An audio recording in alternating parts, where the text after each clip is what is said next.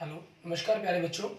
मैं Vijay Bansal, math lecturer, government senior secondary school Chandpura, Jakhal block, district Fatehabad से, Haryana education department. आज हम अपनी मैथ की क्लास के अंदर कुछ सीखेंगे। आज हम कर रहे हैं क्लास 11th का हमारा 9th चैप्टर।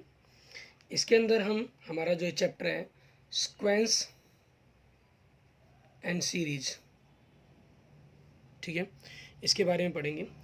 स्क्वेंस का जो मीनिंग है, अगर हम कहें कि मैथमेटिकली वर्ड क्या है, ठीक है ना।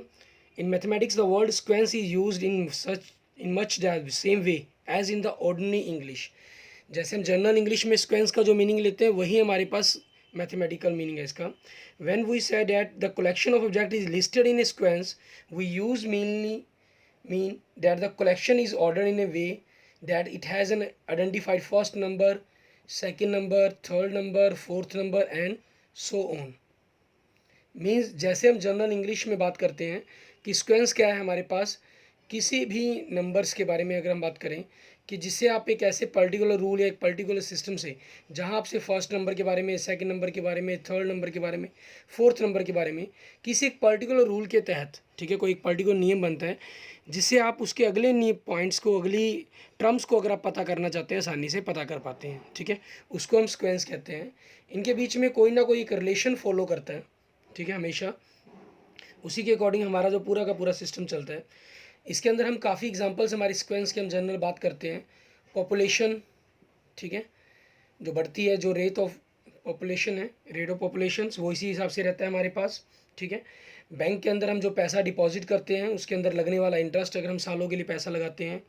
किसी चीज़ के अंदर कोई वायरस फैलने की जो क्षमता होती है, ठीक है, कि किस स्पीड से वायरस फैलेगा, उसका हमारे पास, ठीक है, उनका एक पर्टिकुलर ग्राफ को फॉलो करता है। अगर आप कोरोना वायरस के बारे में देखें तो इसका एक पर्टिकुलर ग्राफ रहा कि उसकी जो परसेंटेज थी वो किस प्रकार से ऊपर की तरफ बढ़ती चलेगी, पहले उसकी बढ़ने की जो स्पीड थी परसेंटेज की, ठीक है, फिर वो धीरे धीरे कैसे किस प्रकार से कम हुई, ठीक, एक पर्टिकुलर ग्राफ को फॉलो करती है वो।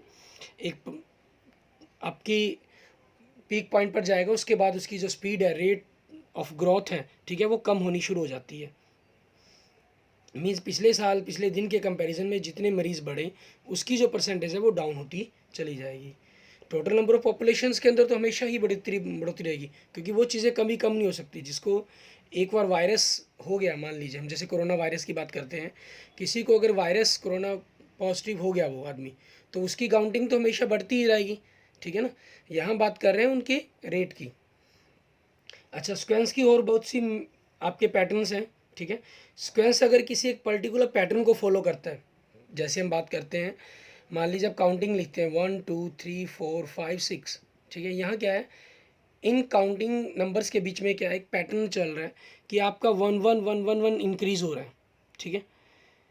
तो एक पर्टिकुलर पैटर्न को फॉलो कर रहे हैं ये आपके, आपने और पढ़े हैं 3 6 9 12। तो मैं अगर आपसे पूछूँ कि नेक्स्ट क्या होगा, ठीक है, तो आप बड़ी ही आसानी से मुझे बता सकते हैं कि 15 होगा। क्यों? क्योंकि आपने इन चीज़ों के बारे में पढ़ा है। आप इन चीज़ों के बारे में जो टर्म्स हैं, ठीक है, रीजनिंग का अगर आपने टॉपिक सीरीज़ किया होगा वहाँ सीखा होगा, या आपने 10th क्लास में आप इस चीज़ को ऑलरेडी पढ़ चुके हैं। हमारे पास एक चैप्टर था हमारा 5th चैप्टर एपी के नाम से, समानांतर श्रेणी, अर्थमेटिक प्रोग्रेशंस, ठीक है। मीन्स कोई भी स्क्वेंस जब एक पर्टिकुलर पैटर्न को फॉलो करती है, ठीक है, कोई भी स्क्वेंस अगर आपकी, हम यूँ कहें, एक पैटर्न को फॉलो करती है तो हम उसको क्या बोलते हैं, प्रोग्रेशन बोलते हैं, ठीक। आपके पास हमने एपी के बारे में आप ऑलरेडी पढ़ चुके हैं। यहाँ हमारे पास और बहुत से रिलेशन होते हैं, जीपी होता है, ठीक है, आपके पास अर्थमेटिक मीन हो गया, ज्योमेट्रिकल मीन जीएम हो गया, हमारे पास और भी होते हैं, हार्मोनिक प्रोग्रेशंस होते हैं, ठीक है, लेकिन हमारे सिलेबस के अंदर नहीं है। अच्छा, स्क्वायर सीरीज़, जैसे आपको अगर नंबर ऑफ टर्म्स का जोड़ करना है 1 + 2 + 3 प्लस, या इनके स्क्वेयर्स का जोड़ करना है, सम करना है, या इनके क्यूब्स का जम सम करना है आपको, ठीक है, तो सिर्फ आपको ये पता होना चाहिए कि कितने नंबर्स चाहिए आपको, ठीक है, आप अपना आंसर बता सकते हैं, क्योंकि एक पैटर्न को फॉलो करता है हमेशा ये आंसर, ठीक है। तो ये सारी हमारी क्वेश्चंस कहलाती हैं, और इन्हीं के साथ इनके बीच में जब हम रिलेशन दे देते हैं, ठीक है, मीन्स आपके पास हमने जो ये सम सिंबल यूज़ कर लिया, पॉजिटिव साइंस नेगेटिव साइंस का, ठीक है, तो ये हमारे पास हमारा क्या कहलाता है, सीरीज़ के अंदर आते हैं, मतलब जो series in forms to of sums to n terms of the consecutive natural numbers, sum to the n of terms of square of natural numbers, जैसे ये आपके नेचुरल नंबर्स का उनके स्क्वेयर्स का हो गया, ठीक है। ये आपकी, क्योंकि पर्टिकुलर हमने एक सिंबल यूज़ कर दिया इनके बीच में प्लस का, ठीक है, एक रिलेशन के साथ, तो ये आपकी जो स्क्वेंस है इसको हम सीरीज टाइप में भी क्या लेते हैं, ठीक है, सीरीज भी कहा जा सकता है। मीन्स आप इसके अंदर एक नोटेशन देते हैं, हम यूँ कहें एक प्रकार की। और स्क्वेंस और सीरीज में क्या होता है, दो तरह की रहते हैं ये, फाइनेट और इनफाइनेट। फाइनेट के अंदर में क्या पता होता है, नंबर ऑफ टर्म्स हमें पता होता है कि कितनी होंगी। इनफाइनेट स्क्वेंस एंड सीरीज जिसके अंदर हमें नंबर ऑफ टर्म्स नहीं पता होते हैं कि आपको कितनी नंबर ऑफ टर्म्स को जोड़ना है या घटाना है, ठीक है, तो वो हमारे पास हमारी इनफाइनेट स्क्वेंस या इनफाइनेट सीरीज हो जाती है। हमारी जो क्लास 11th की, हमारा जो 9th चैप्टर है, इसकी जो फर्स्ट एक्सरसाइज है, ठीक है, इसके अंदर हम जनरल कुछ स्क्वेंस को सॉल्व करना, स्क्वेंस और सीरीज पर कुछ क्वेश्चंस देखेंगे, जिसके अंदर हमें अलग अलग रिलेशन दिए गए होंगे, उन रिलेशंस को सॉल्व करेंगे। हम एक्सरसाइज के क्वेश्चंस देखेंगे, ठीक है, और आपके एग्जांपल्स हैं 3 दिए हुए, आप उसी तरीके से आपके एग्जांपल सॉल्व हो जाएंगे जिनको आप खुद करेंगे। जैसे पहला क्वेश्चन देखें, आपको फर्स्ट क्वेश्चन में क्या दे रहा है ये, A N is equal to N into N plus 2, ठीक है, और आपको ऊपर क्या लिखा हुआ है इसलिए पढ़ें, देखें आपको क्या कह रहा है ये ऊपर लिखे हुए के टर्म्स के अंदर write the first 5 terms of each of the sequence in exercise 1 to 6 whose nth terms are given. जहां आपको ये nth टर्म्स गिवन है, आपको 5 टर्म्स फाइंड आउट करनी है, ठीक है, हमें स्क्वेंस की कितने, पहले 6 क्वेश्चंस की, मतलब कि सेम पहले 6 क्वेश्चन आपके इसी तरीके से होंगे जो हम स्टार्ट करेंगे। आपको nth टर्म दी गई है, हम इसका फर्स्ट टर्म निकालते हैं, तो n की जगह आप 1 पुट करेंगे, 1 इंटू 3 डैट इज़ द 3, आप 2 पुट करेंगे, 2 into 2 plus 2 that is the 2 plus 2 into 4 that is the 8। Third term find out करेंगे, n की जगह 3 पुट किया, 3 प्लस 2, तो 3 into 3 plus 2 5 that is the 15। आप फोर्थ टर्म पता करेंगे, n की जगह 4 पुट करेंगे, 4 plus 2, 4 into 6 that is the 24। आपने फिफ्थ टर्म पता करेंगे, n की जगह 5 पुट करेंगे, that is a 5 into 7 that is a 35। आप सिक्स टर्म पता करेंगे इसके अंदर, ठीक है, n की जगह क्या करेंगे 6 पुट करेंगे, 6 plus 2 that is 6 into 8 it is the 48, ठीक है। आप ये देखें, अभी तक आपने क्योंकि एपी को ही पढ़ा हुआ है, आपको देखने में महसूस होगा कि एपी तो है नहीं। देखो पहले क्या है, 5 इंक्रीज़ हुआ, फिर 7 इंक्रीज़ हुआ, फिर 9 इंक्रीज़ हुआ, फिर 11 इंक्रीज़ हुआ, फिर 13 इंक्रीज़ हुआ। मतलब पहले 5 इंक्रीज़ हुआ, फिर 7, फिर 9, फिर 11, फिर 13, फिर 15 होगा, ठीक है। डैट मीन जो हमारी नेक्स्ट टर्म बनेगी 15 अगर हम प्लस करें 63 बननी चाहिए। आप देखिए 7th टर्म निकाल कर n की जगह 7 पुट किया, तो 7 इंटू 9 63, ठीक। हमने टर्म्स को पता किए बगैर ही बता दिया कि कौन सा होगा। इसमें क्या है, डिफरेंस के अंदर डिफरेंस, आपका एक जो डिफरेंस है वो एक एपी के अंदर चल रहा है, ठीक। मीन्स एक पर्टिकुलर रूल को जरूर फॉलो करेंगी ये स्क्वेंस हमारी। हमें यहाँ 6 टर्म्स निकालने के लिए कहा था, तो आप 6 टर्म्स को ही लिख सकते हैं। तो डैट मीन्स आंसर हमारे पास क्या बन जाएगा हमारा 3, 8, 15, 24, 35 एंड द 48। हम देखते हैं अब क्वेश्चन नंबर सेकंड, इसके अंदर हमें क्या कह रहा है, इसकी nth टर्म हमें क्या दी हुई है, nth term an upon n plus 1। आपको यहाँ से क्या करना है, 6 टर्म्स फाइंड आउट करनी है। तो फर्स्ट टर्म करेंगे, पहले n की जगह 1 पुट किया, तो 1 प्लस 1 डैट इज़ अ 1/2। आप इसकी सेकंड टर्म निकालेंगे, तो n की जगह 2 पुट करेंगे, तो 2 प्लस 1 डैट इज़ अ 2/3। आप इसकी थर्ड टर्म निकालेंगे, आप n की जगह 3 पुट करेंगे, तो 3 प्लस 1 डैट इज़ अ 3/4। आप इसकी फोर्थ टर्म निकालेंगे, n की जगह 4 पुट करेंगे, तो 4/4 प्लस 1 डैट इज़ अ 4/5। आप इसकी फिफ्थ टर्म निकालेंगे, n की जगह 5 पुट करेंगे, तो 5/5 प्लस 1 डैट इज़ अ 5/6, ठीक है। आप इसकी सिक्स टर्म निकालेंगे, तो n की जगह 6 पुट करेंगे हमारे पास, ठीक है, 6/6 प्लस 1 डैट इज़ अ 6/7। तो आपके पास आंसर के अंदर क्या आ गया 1/2, 2/3, 3/4, 4/5, 5/6, 6/7, ठीक है। ये आपके पास आपका आंसर हो गया। क्योंकि ये टर्म्स आगे भी तो जा सकती है, इसलिए हम इसको डैश डैश कर देंगे आगे। क्लियर, हमारे पास हमारा ये सेकंड क्वेश्चन हो गया। हम एक्सरसाइज 9.1 के क्वेश्चंस कर रहे हैं। इसके बाद देखते हैं हम थर्ड क्वेश्चंस, क्योंकि पहले 6 क्वेश्चन में इन्होंने क्या कहा है, आपकी पहली सॉरी हमने 6 टर्म्स निकाल दी, फर्स्ट 5 टर्म्स कहा था, ठीक है ना, फर्स्ट 5 टर्म्स कहा था, हमने 6 निकाल दी, कोई दिक्कत नहीं है, एक एक्स्ट्रा ही निकाली है, आप 5 तक ही निकालेंगे, ठीक है। आगे के क्वेश्चन में जैसे आप देखिए, मतलब कि हम 5 तक ही निकालते हैं। आपका थर्ड क्वेश्चन में क्या दे रहा है आपको, ए एन क्या दिया गया, 2 की पावर n, मतलब आपने 1 पुट किया ए एन, तो 2 की पावर 1 दैट इज़ अ 2, आपने 2 पुट किया, सॉरी, तो 2 की पावर 2 दैट इज़ अ 4, आपने 3 पुट किया तो 2 की पावर 3 दैट इज़ द 8, आपने 4 पुट किया तो 2 की पावर 4 दैट इज़ द 16, आपने 5 पुट किया तो 2 की पावर 5 दैट इज़ द 32, ठीक है। ये हमारे पास हमारी 5 टर्म्स आ गई।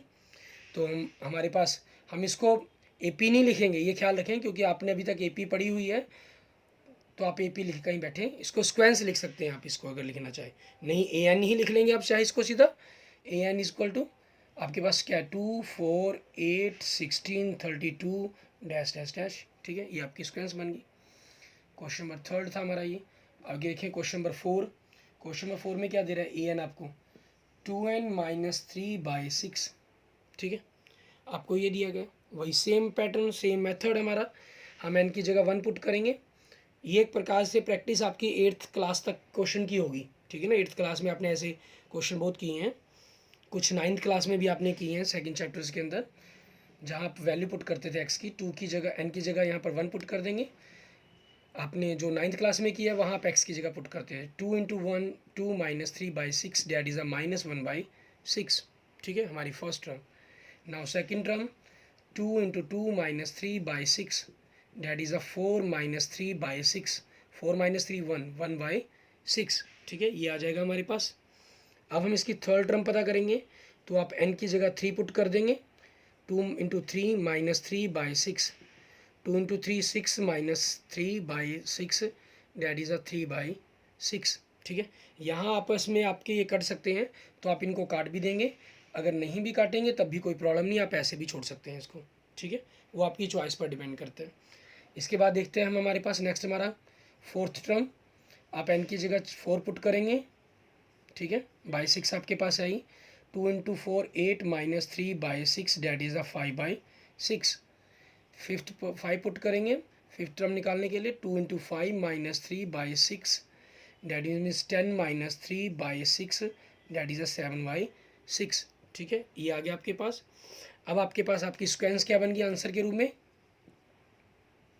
तो देखिए -1/6 1/6, आपने इसको 1/2 लिख लिया, लेकिन अगर आप 3/6 लिखते तो आपको एक चीज़ और क्लियर हो जाती है यहाँ से, 5/6 7/6, अपॉन में आपके पास 6 है, जैसा फॉर्मूले में क्लियर है, और ऊपर की टर्म्स में देखिए -1 से 1 2 का डिफरेंस, 2 का डिफरेंस, 2 का डिफरेंस, 2 का डिफरेंस, तो नेक्स्ट टर्म क्या होगी 9/6, ठीक है, आपको यहाँ से अपने आप में अगली टर्म भी क्लियर हो जाती हैं।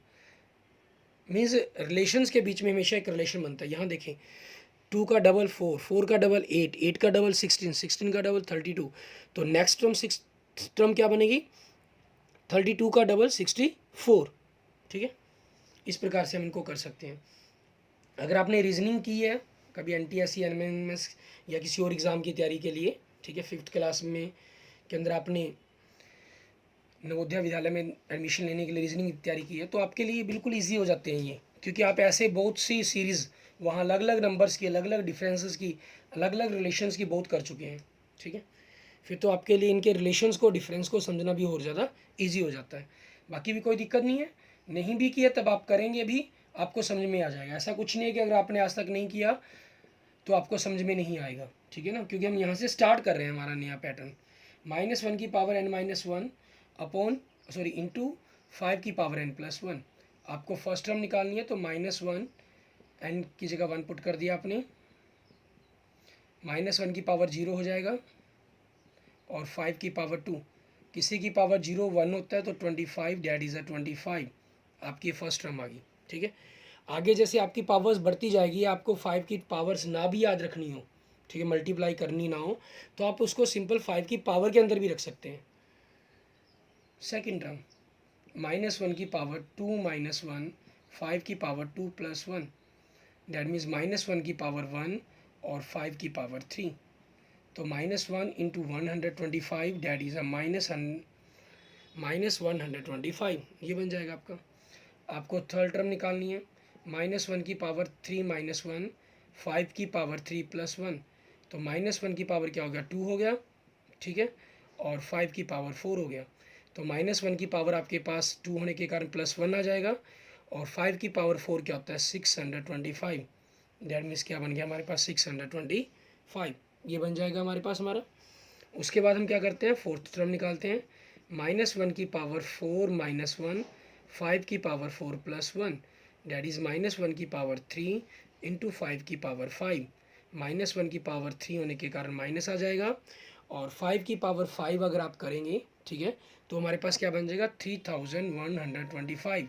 तो आपके पास मल्टीप्लाई करने पर क्या होगा 3000 माइनस में 3125, ठीक है, ये आपका आंसर बन जाएगा। नेक्स्ट देखें, क्योंकि हमें 5 टर्म्स निकालनी है कम से कम, तो हम 5 निकालने के लिए n की जगह 5 पुट करेंगे, n की जगह 5 पुट किया तो 5 -1, और यहाँ 5 की पावर 5 प्लस 1, -1 की पावर 5 -1 4 हो गया, और यहाँ से 5 की पावर क्या हो गया 6 हो गया हमारे पास, ठीक है। अब आपके पास -1 की पावर इवन नंबर है, तो माइनस की पावर जब इवन नंबर हो तो प्लस हो जाता है, और 5 की पावर 6 आपके पास कितना होता है 15,625, ठीक है। अगर आपको नहीं भी याद है तो चलो याद करने वाला मैटर है, आप सिंपल मल्टीप्लाई भी करेंगे, इसको 5 से मल्टीप्लाई किया ये आ गया, 5 से आगे मल्टीप्लाई 5 से, क्योंकि एक 5 ही बढ़ रहा है ये, ठीक है, और प्लस माइनस में निशान रखिए, पहले प्लस फिर माइनस फिर प्लस फिर माइनस फिर प्लस, ठीक है। तो आपकी स्क्वायर्स क्या बन गई है 25 -125 625 -3125 15,625 डैश डैश डैश, ठीक है। ये आपकी फिफ्थ तक स्क्वेंस आ गई, फिफ्थ क्वेश्चन की, ठीक है। उसके बाद देखेंगे हमारे पास नेक्स्ट हमारा क्या है, नेक्स्ट क्वेश्चन में क्या दे रहा है आपको, ये सिक्स क्वेश्चन में आपको इन्होंने दिया है ए एन आपके पास n into n square plus 5/4,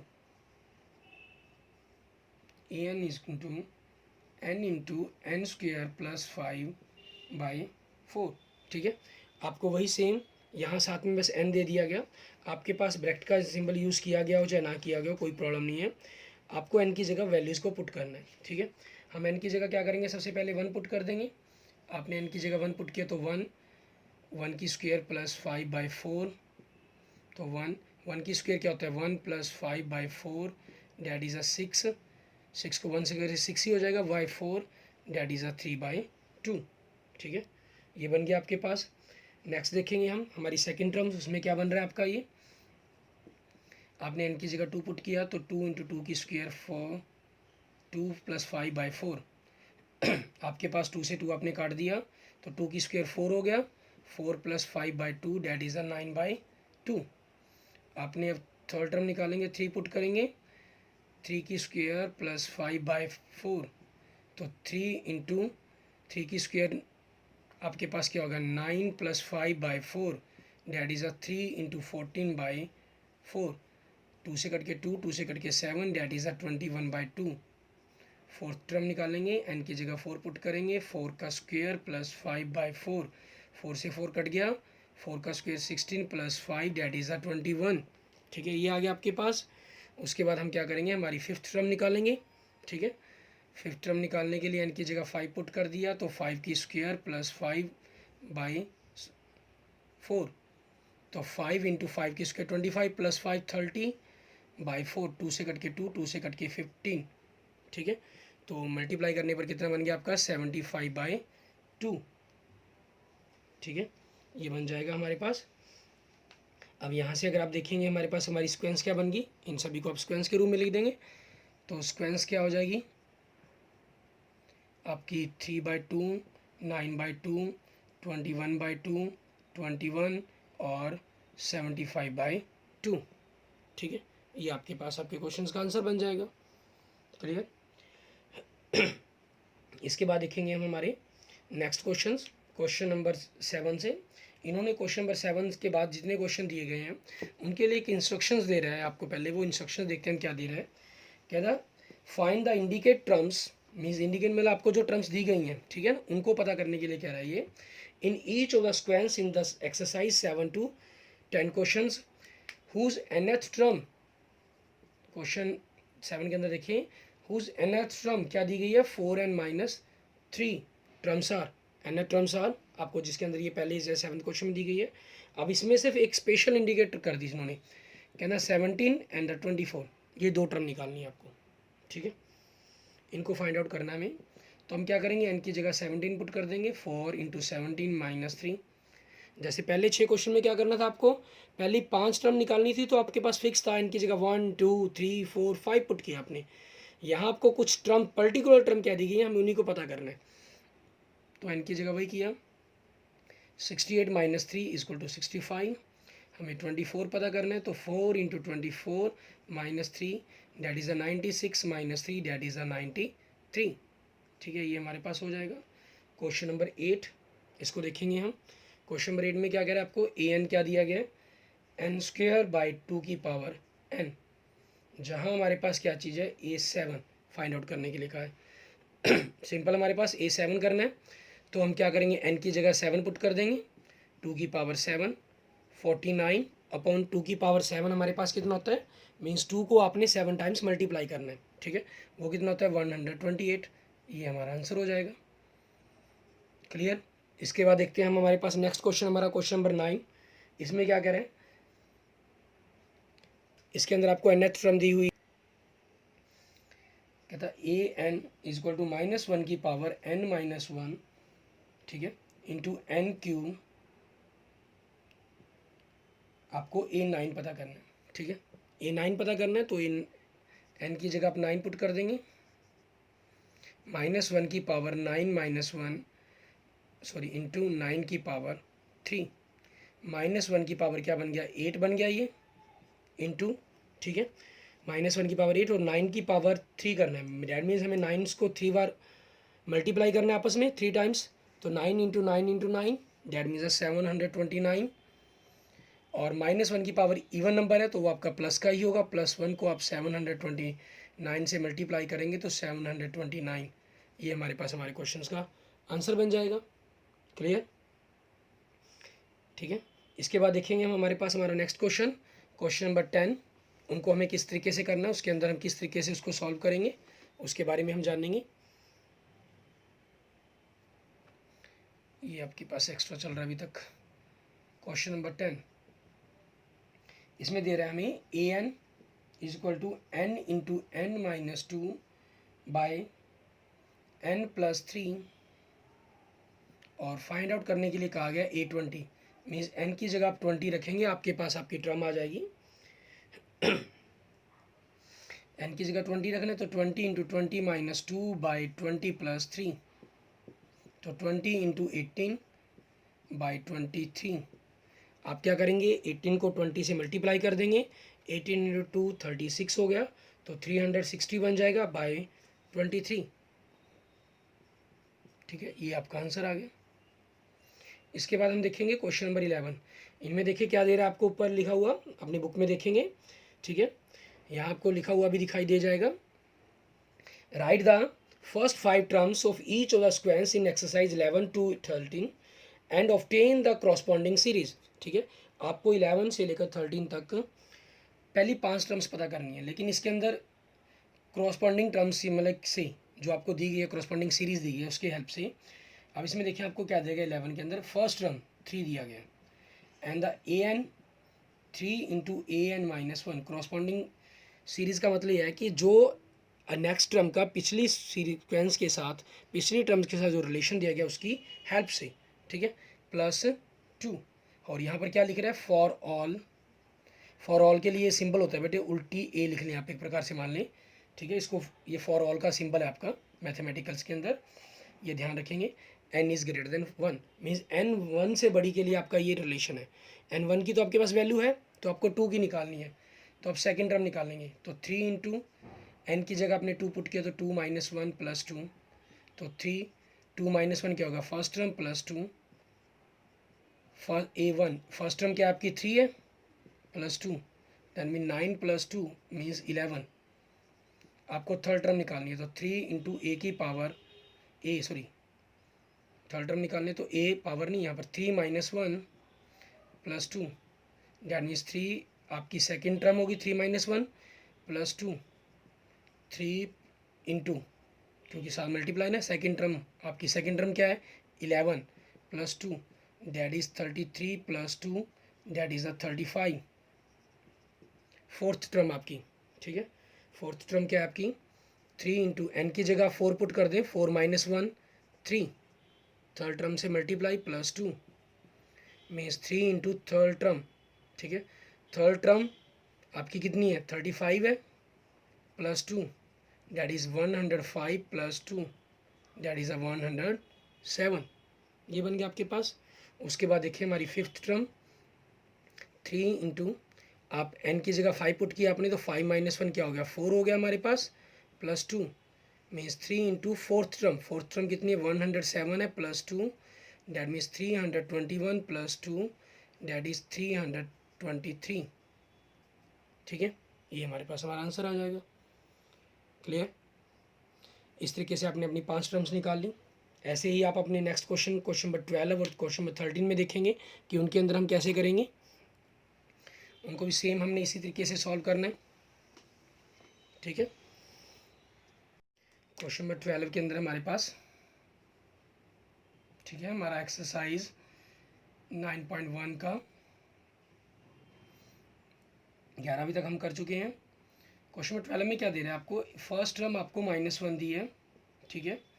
a N आपको दिया गया है एक n-1 upon n for n is greater than equal than 2, ठीक है। n आपका जो 2 से बड़ा या 2 के इक्वल होगा, उसके लिए आपको ये रिलेशन दिया हुआ है इन्होंने, ठीक है। उसी के अकॉर्डिंग करेंगे हम। अब हमारे पास फर्स्ट टर्म है, सेकेंड टर्म निकालनी है हमें, n की जगह हम 2 पुट करेंगे, तो 2 माइनस 1 बाई 2, तो first term by 2, first term क्या है आपकी -1 है दैट इज -1 बाई 2, ठीक है। ये आपकी बन जाएगी हमारे पास टर्म नेक्स्ट। इसके बाद हम क्या करेंगे, हमारी थर्ड टर्म निकालेंगे।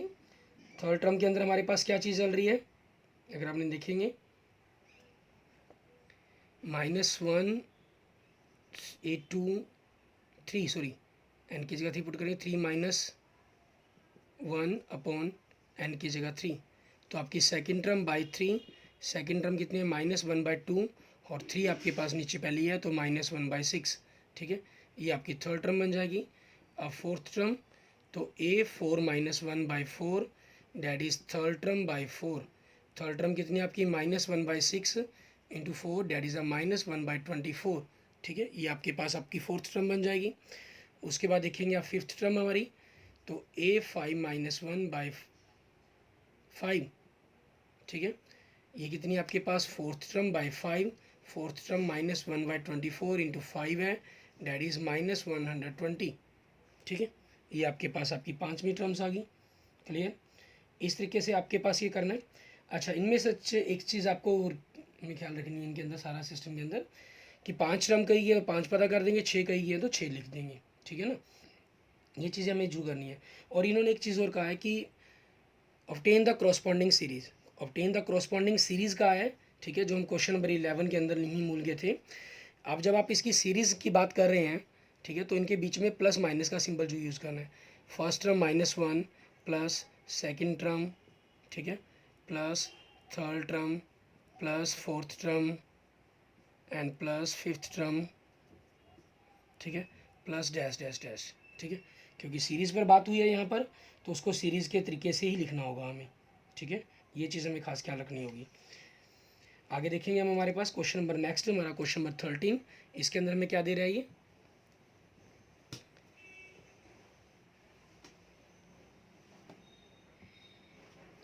आपको क्वेश्चन नंबर 13 में a1 दिया गया है, a2 के इक्वल दिया गया है दैट मीन्स 2 दिया गया है, और an आपके पास an-1 जहाँ for n is greater then 2 के लिए दिया गया, ठीक है। आपके फर्स्ट और सेकेंड टर्म है, थर्ड टर्म निकालेंगे हम यहाँ से, n की जगह 3 रखा, तो 3 माइनस 1, सेकेंड टर्म -1, ठीक है। सेकेंड टर्म आपकी कितनी है 2 माइनस 1 डैट इज़ क्या बन गई 1 बन गई आपके पास आपकी टर्म, ठीक है। उसके बाद देखेंगे आप फोर्थ टर्म निकालेंगे, एन की जगह 4 पुट किया तो 4 माइनस 1 3 माइनस 1, तो थर्ड टर्म कितनी है 1 है, तो 1 माइनस 1 0। फिफ्थ टर्म एन की जगह 5 पुट किया तो 5 माइनस 1 4 माइनस 1। फोर्थ टर्म कितनी है 0 minus 1, that is the minus 1। तो इसकी सीरीज़ क्या बन जाएगी आपकी 2 plus 2 plus 1 plus 0 plus minus 1 plus dash dash dash. ठीक है, ये आपके पास आपकी सीरीज़ बन गई। और स्क्वेंस इसकी, क्योंकि हमें इन्होंने फर्स्ट 5 टर्म स्क्वेंस भी लिखने के लिए कहा ना, तो आप ये स्क्वेंस भी लिखेंगे ज़रूर। ठीक है, स्क्वेंस क्या होगी इसकी 2 into 2 into 1 into 0 into minus 1। ठीक है, यहाँ से आपका थोड़ा सा कंसेप्ट स्क्वेंस और सीरीज़ का भी क्लियर हो जाएगा। 11 to 13 क्वेश्चन तक, तो 11th क्वेश्चन में हमने के लिए स्क्वेंस लिख गए थे, 12th में मैंने आपको सीरीज लिखनी सिखाई थी। यहाँ दोनों लिखनी बता रहा हूँ आपको मैं। ठीक है ना, लिखना दोनों 11 से 13 तीनों ही क्वेश्चनों के अंदर आपको दोनों के बारे में है, ये चीज़ का खास क्या रखेंगे। एंड द लास्ट क्वेश्चन देखेंगे क्वेश्चन नंबर 14। इसमें आपको क्या दे रहा है वो, the Fibonacci sequence is defined by, ठीक है, आपको एक सीरीज़ दी गई है, एक मैथमेटिशियन थी, उनकी खोज की हुई। ठीक है, उन्होंने नेचर के अंदर ये खोज की हुई है उन्होंने एक प्रकार से।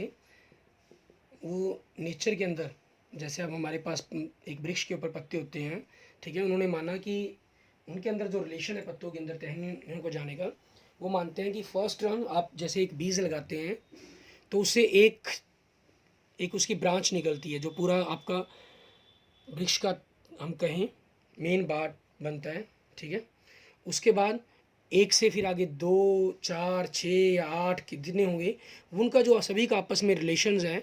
ठीक है, एक आगे लास्ट टहनी में जाकर कितने पत्ते होंगे, नेचर ने सब कुछ पहले डिफाइन कर रखा है। ठीक है, वो किस फार्मूले से, इस फार्मूले से। ठीक है, ये उनका किया हुआ काफ़ी अच्छा डेवलपमेंट है। ठीक है, कि ए एन उनके बीच में ये रहता है, और इसके बीच में साथ में आप इनका एक रिलेशन यहाँ पर इनमें जो क्वेश्चन में कहा है इन्होंने इस सीरीज़ का यूज़ करते हुए ये फाइंड आउट करना है कि find a n plus 1 upon a n for n is equal to 1 2 3 4 5। ठीक है, मीन्स अगर आप एन 5 पुट करेंगे तो 5 प्लस 1 6 हो गया, डैट मीन्स आपको 6 तक टर्म चाहिए। ठीक है, मीन्स आपको 6 तक टर्म पता करने के लिए कहा है इन्होंने एक प्रकार से। पहले ये पता करें फिर इसके अकॉर्डिंग पता करेंगे। तो उसके लिए अकॉर्डिंग देखिए हमारे पास क्या बनेगा, आप n की जगह 1 पुट करते हैं, वो है 2 पर, वो भी है। अब 3 के लिए तो आप n की जगह 3 पुट किया तो 3 minus 1 2 second term, 3 minus 2 first term, तो 1 प्लस 1 2। ठीक है, मीन्स वो कहते हैं एक से एक होगा फिर एक से दो बनती हैं चीज़ें। ठीक है, फोर्थ टर्म n की जगह आपने 4 पुट किया तो 4 माइनस 1 3 4 माइनस 2 2। थर्ड टर्म कितनी है 2, और सेकेंड टर्म कितनी है 1 3। वो कहते हैं एक से एक से दो, दो से तीन। आगे फिफ्थ टर्म तो फोर्थ और थर्ड का जोड़ हो जाएगा, इनकी जगह 5 पुट कर दिया हमने। फोर्थ टर्म हमारी 3, आगे 2, that is the 5। Six term n5 plus a5 n की जगह पुट कर दिया हमने 6। तो फिफ्थ टर्म हमारी 5 plus 3 that is the 8। Means 1 से 1, ठीक है, 1 से 2, 2 से 3 होंगी, 3 से 5 होंगी, 5 से 8 होंगी। ठीक है, तो ये बन गई हमारे पास। अब इसी चीज़ को हमें लिखना किस तरीके से, इस प्रोसेस से। ठीक है, नाउ हमें क्या पता करना है, इनकी जगह अगर 1 पुट करते हैं तो a2 by a1, a3 by a2, a4 by a3, a5 by a4, ठीक है, a6 बाई a5। तो आपने इनको पुट कर देना है 1 by 1, third term 2 by 1, fourth term 3 by 2, fifth और फोर्थ 5 बाई 3, सिक्स्थ और एट्थ फिफ्थ 8 बाई 5। ठीक है, डैट इज़ 1 2 3 बाई 2, 5 बाई 3 और 8 बाई 5। ठीक है, इस सीरीज़ का यूज़ करते हुए, ठीक है, स्क्वेंस का यूज़ करते हुए आपसे एक अलग से रिलेशन फाइंड आउट करने के लिए कहा गया था, उसको हमने फाइंड आउट किया। Clear, okay. आज हमारी जो एक्सरसाइज है 9.1 कंप्लीट हो जाती है। इसके बाद हमने जो 10th क्लास में पढ़ी हुई है अर्थमेटिक प्रोग्रेशन एपी, उसके बारे में पढ़ेंगे हम, ठीक है। और तब तक आप 9.1 एक्सरसाइज को करें। इसके रिगार्डिंग आपकी कोई भी प्रॉब्लम हो, आप कुछ पूछना चाहते हो तो मुझे कमेंट कर सकते हैं। अगर वीडियो अच्छी लगे तो लाइक करेंगे और अपने दोस्तों मित्रों के साथ जो भी 11th क्लास में पढ़ रहे हैं, ठीक है, आपके स्टूडेंट्स, उनके साथ प्लीज़ इनको जरूर शेयर करें। Okay, thank you students. आपने अगर मेरा चैनल अभी तक सब्सक्राइब नहीं किया है तो प्लीज़ उसे सब्सक्राइब करें, Vijay Jakhal Bansal math. Okay, thank you students.